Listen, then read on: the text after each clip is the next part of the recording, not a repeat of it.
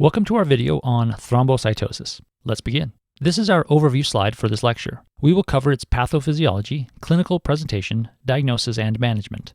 Thrombocytosis, or a platelet count of greater than 450,000, can arise from a number of different mechanisms. Remember that platelets form by budding off of megakaryocytes in the bone marrow. Like other blood neoplasms, megakaryocytes can be involved in clonal proliferation and thus lead to a very high platelet count. This happens in a myeloproliferative disorder called essential thrombocythemia. Additionally, platelet proliferation in general is increased with stressors such as infection, trauma, or malignancy. As we will see in a few slides, this is the most common reason behind elevated platelet counts. In healthy people, platelets are sequestered to some degree in the spleen, allowing for sudden increase in platelet counts when needed. As you can imagine, after splenectomy, your platelet count may rise because they no longer have a place to be stored. Thrombocytosis can present with a different set of symptoms. Many cases are asymptomatic and are detected incidentally on labs. If a patient is symptomatic, early symptoms are related to increased blood viscosity. These include headache, vision changes, and dizziness. Increased platelet count predisposes to platelet thrombosis, or aggregates of platelets large enough to obstruct blood flow. Therefore, the patient may present with a clinically relevant thrombosis such as a stroke, myocardial infarction, deep venous thrombosis, or pulmonary embolism. Thrombocytosis may actually present with paradoxical bleeding. The pathophysiology of this phenomenon is not well understood, but it is thought to be due to a qualitative platelet dysfunction. Let's talk about the different causes of thrombocytosis and their clinical presentation. The most common cause of increased platelet count is reactive thrombocytosis. As the name implies, thrombocytosis in this case is the reaction or platelet response to either infection or inflammatory states like inflammatory bowel disease or hemolytic anemia. Although the pathophysiology of increased platelet count is not well understood in the setting of infection or inflammation, the mechanism of thrombocytosis in hemolytic anemia is clear. Platelets and red blood cells share the common progenitor cell, that is, the myeloid stem cell. Hemolytic anemia stimulates intense myeloid stem cell proliferation in the bone marrow, which results in production of red blood cells as well as platelets. This is how the patient can develop thrombocytosis with hemolytic anemia. Additionally, myeloproliferative disorders such as polycythemia vera and essential thrombocythemia can cause significant rise in platelet count. Peripheral smear in the patient with essential thrombocythemia may reveal abnormal platelets. One classic finding in polycythemia vera and essential thrombocythemia is erythromelalgia. Erythromelalgia is an episodic extremity pain with red-blue discoloration due to intermittent clot formation in the extremity vessels. Finally, splenectomy can also result in thrombocytosis because platelets no longer have a place to be stored. In addition to thrombocytosis, splenectomy will also result in Howell-Jolly bodies. These are the nuclear remnants in red blood cells which were supposed to be removed by splenic macrophages.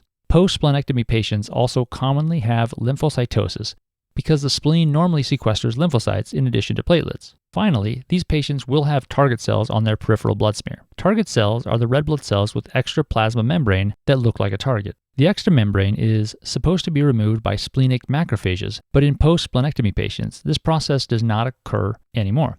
Target cells can also occur in hemolytic anemia due to release of immature red blood cells from the bone marrow.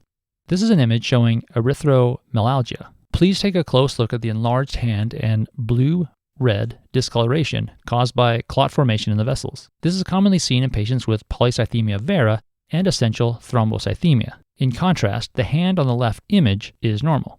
Here you see the blood smear image showing red blood cells with Howell-Jolly bodies inside them. You can appreciate these dark blue inclusions in the red blood cells consistent with nuclear remnants. This is the blood smear image showing target cells. Target cells are the red blood cells with extra plasma membrane. Let's talk about the diagnosis of thrombocytosis.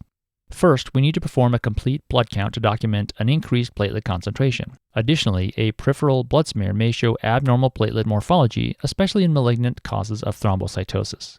Inflammatory markers such as C-reactive protein and ESR may suggest inflammation or infection as the causes of reactive thrombocytosis. Finally, if malignancy is suspected, we should do a bone marrow biopsy and perform genetic testing for the JAK2 mutation. Bone marrow biopsy can yield the definitive diagnosis of myeloproliferative disorder like essential thrombocythemia. The JAK2 gene is positive in 30 to 50% of cases of essential thrombocythemia.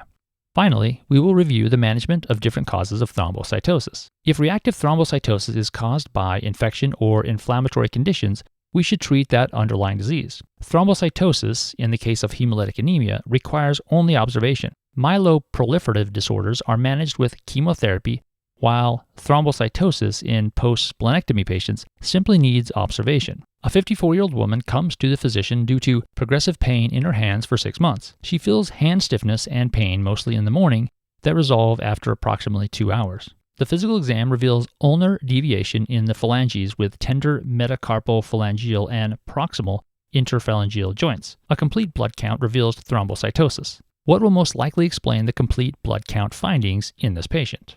This middle-aged woman has progressive pain and stiffness in her hands in the morning that resolve after 2 hours. This description is consistent with inflammatory joint pain. Ulnar deviation of the phalanges with tender metacarpophalangeal and proximal interphalangeal joints suggests a diagnosis of rheumatoid arthritis. This patient's complete blood count reveals thrombocytosis. She likely has reactive thrombocytosis due to a generalized inflammatory state from rheumatoid arthritis. Here we have an algorithm for thrombocytosis.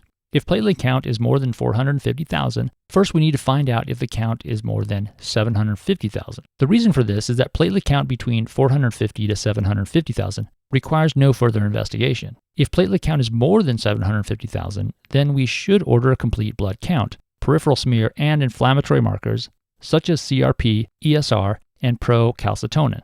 If we find decreased hemoglobin, schistocytes, and target cells, then the cause of thrombocytosis is hemolytic anemia, which requires supportive care. If inflammatory markers are increased, we are most likely dealing with reactive thrombocytosis, either due to infection, chronic inflammation, or malignancy. In this case, we need to treat the underlying condition. If the laboratory findings are normal and the patient has had a recent splenectomy, then the most likely diagnosis is transient thrombocytosis after splenectomy. This requires only observation. If, on the other hand, the laboratory findings are normal and the patient has not had the recent splenectomy, or if laboratory findings show clonal expansion of platelets, then we are dealing with a myeloproliferative neoplasm.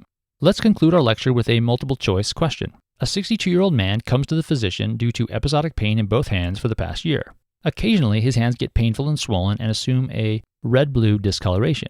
He has also noticed 15 kilograms of unintentional weight loss over the past 4 months. His vital signs include a temperature of 37 degrees Celsius, blood pressure of 135/85, heart rate of 75, and respiratory rate of 14. The physical exam reveals enlarged painless inguinal, axillary, and submandibular lymphadenopathy. His lab findings are significant for the platelet count of 1 million cells. Which of the following tests can definitively diagnose this patient's condition? A. Bone marrow biopsy. B. JAK2 mutation testing. C. Peripheral blood smear. D. Serum thrombopoietin levels. This patient presents with episodic pain in both hands for the past year. Occasionally, his hands get painful and swollen and assume red-blue discoloration. This description is consistent with erythromelalgia. Erythromelalgia is commonly seen in myeloproliferative disorders like essential thrombocythemia and polycythemia vera. He also noticed 15 kilograms unintentional weight loss over the past 4 months. The physical exam reveals enlarged painless inguinal, axillary, and submandibular lymphadenopathy. These findings further support the diagnosis of malignancy.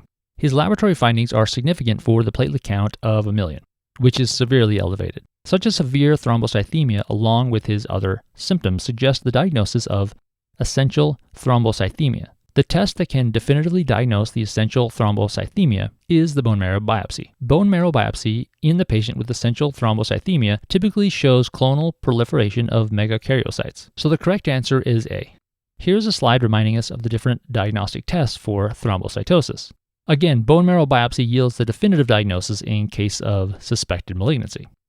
Let's discuss why other options are incorrect. Option B, JAK2 mutation testing, is incorrect because although JAK2 mutation may accompany essential thrombocythemia, it is only present in 30 to 50% of patients with this condition. Therefore, JAK2 mutation testing does not have a high enough sensitivity to definitively diagnose essential thrombocythemia. Option C, peripheral blood smear, is incorrect because although one can see abnormal platelet morphology in the case of essential thrombocythemia, blood smear cannot definitively diagnose this condition. Finally, option D, serum thrombopoietin levels, is incorrect because although thrombopoietin is supposed to be low in essential thrombocythemia due to negative feedback, it cannot definitively diagnose the condition. And that concludes our lecture on thrombocytosis.